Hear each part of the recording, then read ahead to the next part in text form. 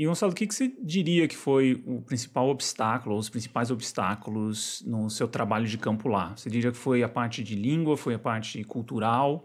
O que foi o maior desafio de entendimento para começar realmente o registro etnográfico e você começar o seu trabalho por lá? Olha, eu acho que houve obstáculos a vários níveis, até porque o trabalho de campo se desenvolve por várias etapas. Eu diria que nesta etapa inicial, mesmo no início dos meus primeiros contactos com a China, sem dúvida que a língua foi um obstáculo extraordinário, não é? Quer dizer, não é uma língua fácil, e não é uma língua fácil porque tem múltiplas. A dimensão falada e escrita é radicalmente diferente, não é?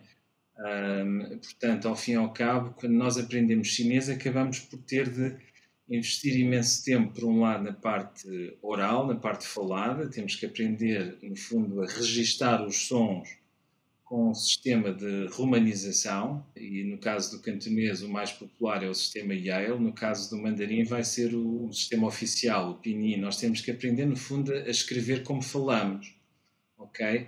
Utilizando um sistema de romanização. Mas, ao mesmo tempo, não é assim que os chineses escrevem e leem, não é? Eles utilizam o seu próprio sistema de escrita, e esse sistema de escrita é muito laborioso. Na realidade, talvez seja a parte mais, eu diria, mais difícil inicialmente, é nós sermos capazes de lidar com o oral ao mesmo tempo que estamos a aprender o escrito e trabalhar repetidas vezes, de uma forma muito intensa. Eu lembro-me que em Macau, nos primeiros anos que eu estive na China, eu tinha basicamente aulas de manhã, aulas à tarde e aulas à noite. Eu basicamente durante 2, 3 anos, de uma forma intensa, não fiz mais nada do que aprender chinês. Entretanto, começo uma vez adquirido um nível básico para nós conseguirmos comunicar, começa aquela fase do trabalho de campo, passa muito por escolheres o local onde tu vais fazer o trabalho de campo, não é?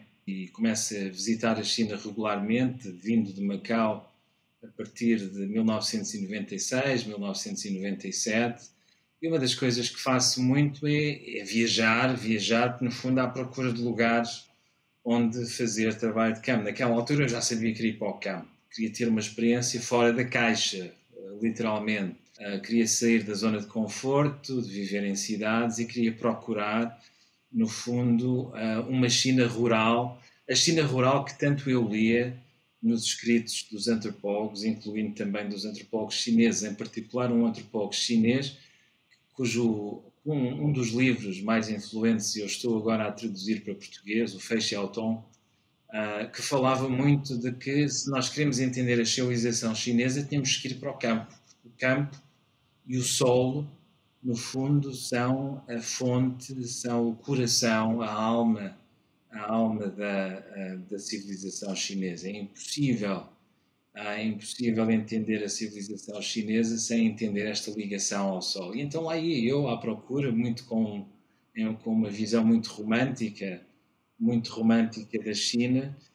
Decidi comprar um carro. Tinha 25 anos, 26 anos, já não me lembro agora. Comprei um carro com os amigos, numa altura em que a China ainda tinha muitos poucos carros. Grande parte das pessoas nas cidades ainda andavam de bicicleta. As cidades eram uma paisagem de bicicletas e táxis, havia muitos táxis. A Volkswagen estava a começar a chegar à China. E as estradas em volta das cidades eram praticamente inexistentes, ou então cheias de buracos, havia carros a conduzir do lado esquerdo e do lado direito. Enfim, não havia regras fixas sobre o que fazer quando se está na estrada. E eu, para tentar alargar os meus horizontes, num contexto em que a rede de mobilidade ainda era muito limitada, decidi comprar um carro e, com os meus amigos, comecei a explorar zonas em volta das grandes cidades, em particular da cidade de Cantão, onde eu estive a estudar na Universidade de Sun Yat-sen.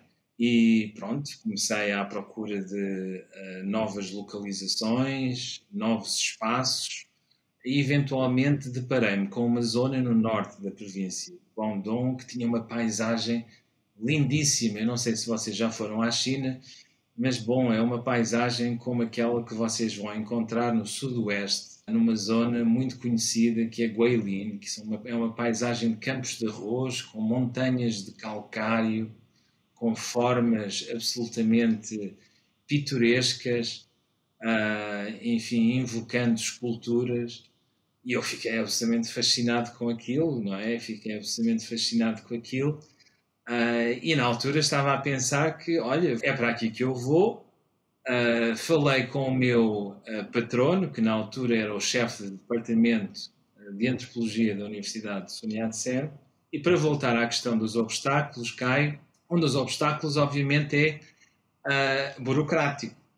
Eu estava a tentar fazer trabalho de campo com todos os vistos de pesquisa necessários, enfim, estava a tentar entrar pela porta oficiosa. Okay?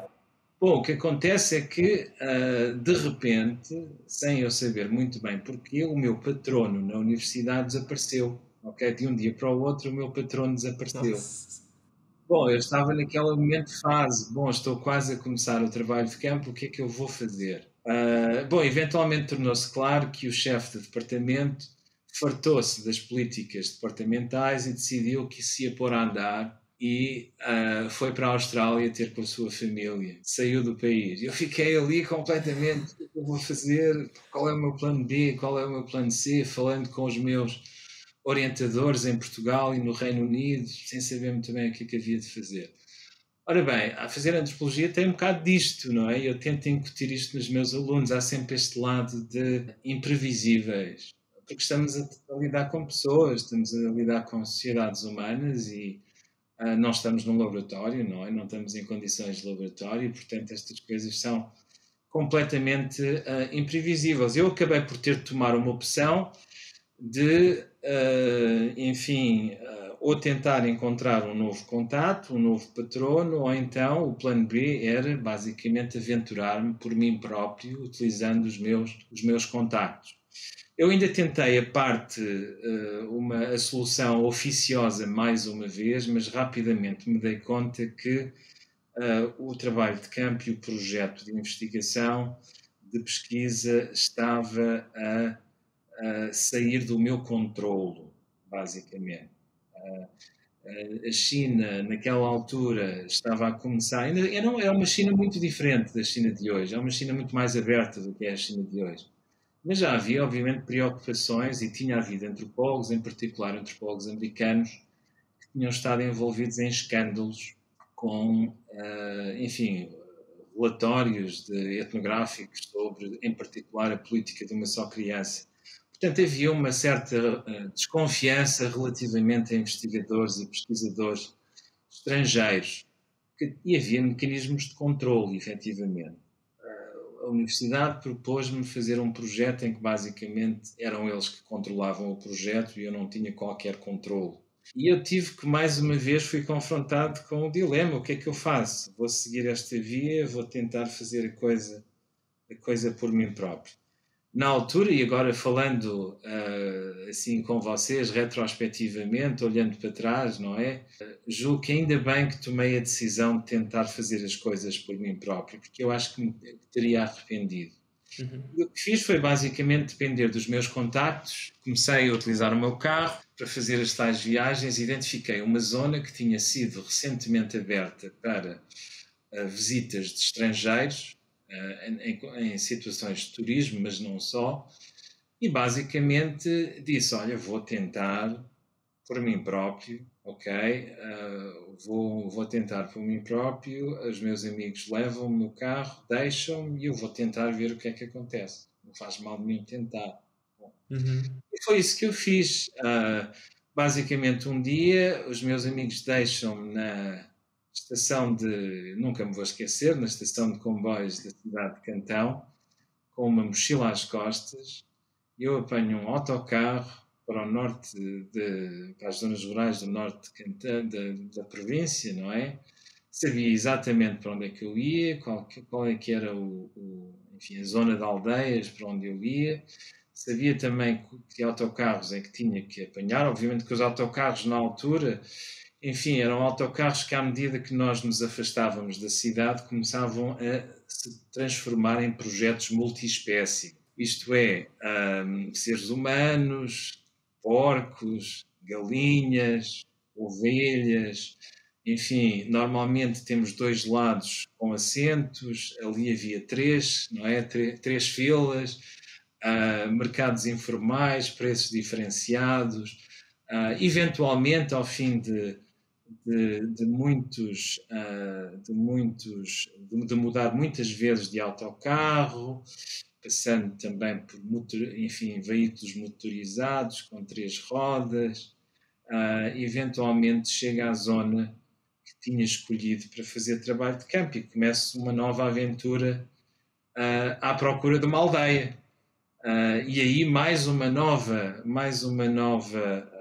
vaga de obstáculos apareceram. Basicamente tive que negociar a minha estadia numa aldeia.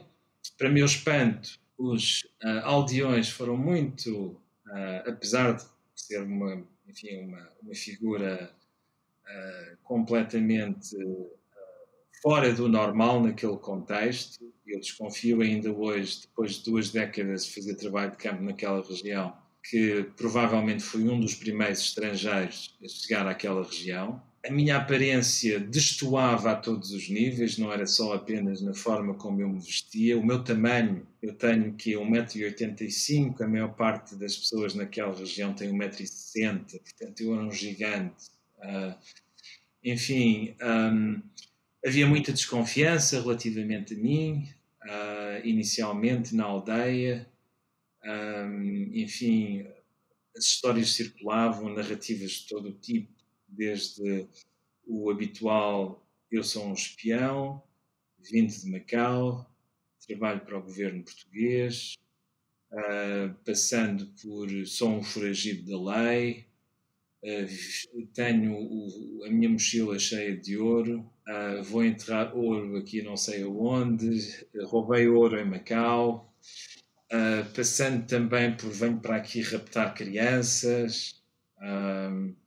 Uma outra mais interessante era que, porque eu falava já na altura chinês, se calhar não era um espião para um governo estrangeiro, se calhar era um espião para o governo chinês, até porque no passado o Partido Comunista enviava agentes à paisana, não é, para investigar o que se estava a passar em zonas rurais. Portanto, se calhar era mais um agente enviado pelo governo chinês para ver se as pessoas estavam a seguir as políticas públicas de planeamento familiar, por exemplo, ou uma mais recente que tinha acabado de ser implementada, que era a política de cremação obrigatória.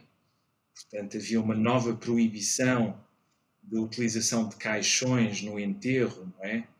O que posso dizer é que não por acaso, quando eu cheguei à aldeia, todos os caixões da população idosa estavam pendurados à entrada, na porta de entrada, um grande ritual de elevação do caixão, aliás, um marco de senioridade, eu diria. Quando nós nos transformamos em pessoas mais respeitadas e séniores, a primeira coisa que temos que fazer é precisamente isso, comprar o nosso caixão e colocá-lo na porta de entrada. Cerca de uns dias depois de ter chegado, surpresa, surpresa, os caixões desapareceram. Nossa. Os caixões desapareceram. Portanto, negociações a vários níveis. Entretanto, depois também a polícia foi-me registar na polícia local. A polícia local reportou o meu caso às autoridades superiores, enviaram uma equipa para fazer um interrogatório, detiveram-me em público. Para mim foi terrível nessa fase, foi mesmo terrível. Detiveram-me em pleno dia de mercado, não é? Em que todos os vilarejos, não é? Estão a ir à vila, fazer as suas compras. Detiveram-me para ser interrogado, basicamente, o que é que eu estava a fazer, porque é que lá estava a viver, enfim, muitas aventuras.